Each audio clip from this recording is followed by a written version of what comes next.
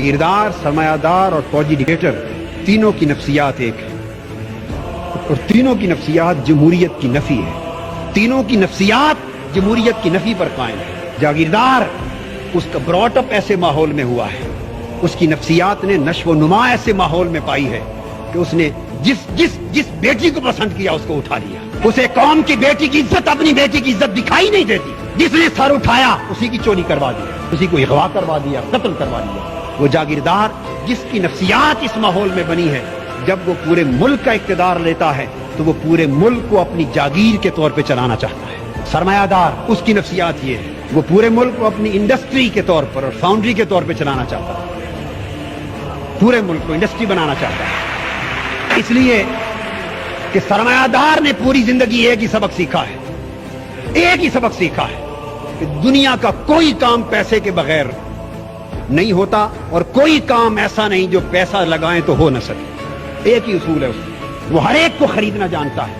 एक चपरासी से लेकर बिजली के लाइनमैन तक, एक आईटीओ से लेकर इनकम टैक्स के कमिश्नर तक, उसने हर एक को पैसे से खरीदना सीखा है। जब वो मुल्क के इक्तिदार पे आता है वो सारे इदारे पैसे से खरीदना चाहता है, उससे पूरे के पूरे मुल्क का सिस्टम तबाह बर्बाद होता है। उसके ज़हन में भी जमहूरियत की नफी है।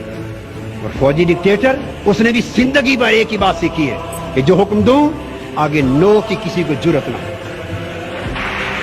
जब वो इक्तिदार पर आता है तो वो पूरे मुल्क को बटालियन की तरह चलाना चाहता है।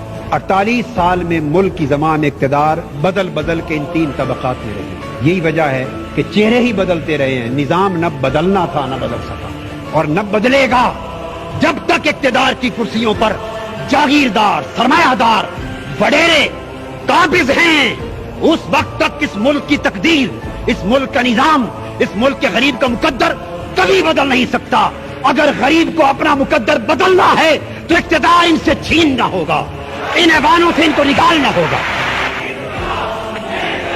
इनकलाब नारों से भी नहीं आएगा, इनकलाब खून मांगता है, खून मांगता है, इनकलाब कुर्बानियां मांगता है।